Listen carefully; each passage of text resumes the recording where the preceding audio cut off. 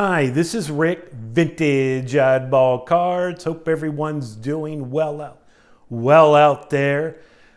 Okay, two things on the agenda. One, if you checked out my last video, I'm running a contest. I want to see some beaters, well-loved cards, and you have until the 19th to post a video. The 19th to post a video. My misfit friends are going to vote on the best beater or beater cards that they see.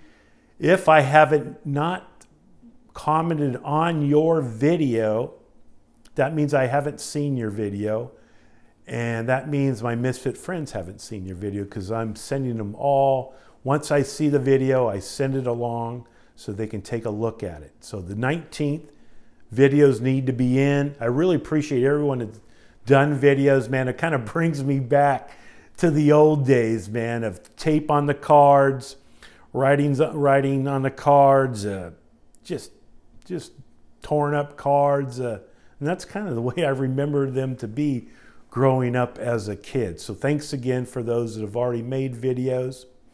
Now on to, I have 4 cards I would like to show you today.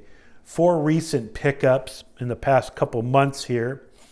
We're going to start with a card that should be an $80,000 card, because another player in his sport for a PSA 3, his card's going for $80,000 in a 3. This particular player, compared to the baseball player, this hockey player was a better player. I mean, he's Mr. Hockey. Come on, he played forever, one of the top 5 hockey players of all time. And this card, it's his first Topps card, similar to the Mickey Mantle 52. This is a 54 card, his first Topps card, and you can get it for $80,000 cheaper. And that is the 54 Gordie Howe. And it's a beautiful example. I've always wanted this card. I've been trying to get the iconic cards, hockey cards. I have some of them, and this is one to add to the collection. These can be kind of tough, because of the white background. A lot of times you see a lot of toning, chipping here at the bottom. But for a 3, beautiful example, and it's not going to cost you $80,000 for this card. Gordie Howe, what can I say? Mr. Hockey. So I just had to pick this up. His rookie card is the 51 Parkhurst, and it doesn't look anything like this card. The 51 is pretty crude, almost looks like a strip card if you were looking at it and didn't know where it came from, at least the front of the card. But glad to pick up Mr. Hockey. Another set, I'm not building the complete set, but trying to, maybe most of the portrait cards of the T206 cards, those are the ones I enjoy the most.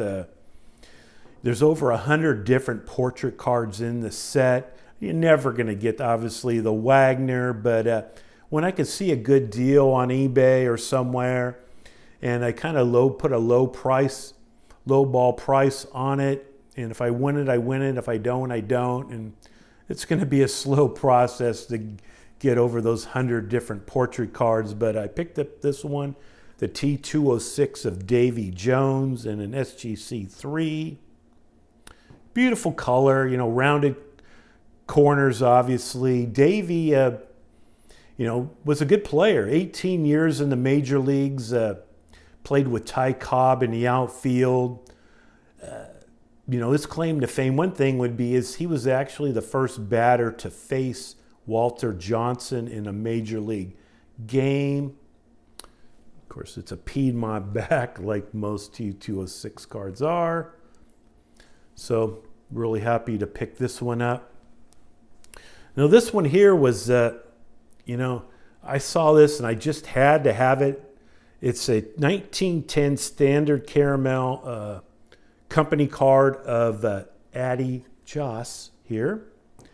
And it's just a beautiful example. This card looks like it's right out of the pack. I mean, just the whiteboard is obviously off center. It has a little crease here that's hard to see, but I mean, just look at this thing. And Addie, fantastic player, died way too young, died at age 31, died of a bacterial infection. Just the start of the 1911 season, April of 1911. He played 9 years in the major leagues, one of the greatest pitchers for that 9-year span. 2 no-hitters, 7 one-hitters, a career ERA of 1.89. He had a corkscrew delivery, sidearm pitcher, was elected into the Hall of Fame. The Veterans Committee elected him in 1978, waived the 10-year rule for him so he can get in. In 1911, 2 months after his passing, they had an all-star game to raise money for his family. They raised $12,000. The American League played his Cleveland team. Cy Young pitched for the Cleveland team, started. Walter Johnson and Joe Wood pitched for the American League team. I guess you would say it unofficially the first all-star game. But the great Addie Joss. Now this last card, it's kind of special. We all have friends in the hobby, and one of my good friends is James, Elite Hunters, one of the misfits, and he was mentioning to me that he was going to go see a collection of an older gentleman in Oklahoma. And I said, hey, if you see anything that you think I might like, let me know and take a picture of it. We text back and forth when he was looking at the collection and he saw something that he thought I might like, and he was right. He kind of brokered the deal for me and picked this up for me, and it's a 1910 WUNC, says strip card here, but actually it's not a strip card. We now know it to be, these were on a notebook. 13 players, National League, 13 players on the cover, American League. And this is the great, as you can see, Walter Johnson. His name is misspelled down here. And Walter was just kind of starting out his career. And in 1909, his record was 13-25. Probably, maybe one of the reasons why his name was misspelled. Just a lot of people didn't know kind of who he was or how great he would be later in his career. And actually on the notebook, the American League had 3 players that they had larger cards, and one of them was Ty Cobb. And in the National League, the bigger cards were of Christy Mathewson and Wagner. But Walter was actually on the top left of the notebook. And these are very tough to find.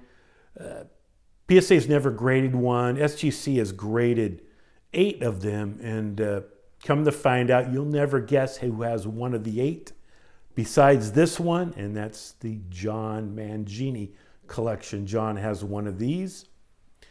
And I'm looking for the Christy Mathewson, man. I have Walter Johnson, Walter Johnson baseball bats cut off a candy box. But I don't have this one. I don't have the Christy Mathewson. So one day, heck, if you see a Christy Mathewson, let me know. I probably would be interested. But thanks again, James. It's obviously blank back. Like I said, these were on notebook covers. One cover would have the American League, one cover would have the National League. And great, beautiful color. Look at that thing as now I look at it again here. And thanks again, James. So remember, videos need to be in by the 19th. Let's see some beaters. And thanks for watching. This is Rick, Vintage Oddball Cards. Bye.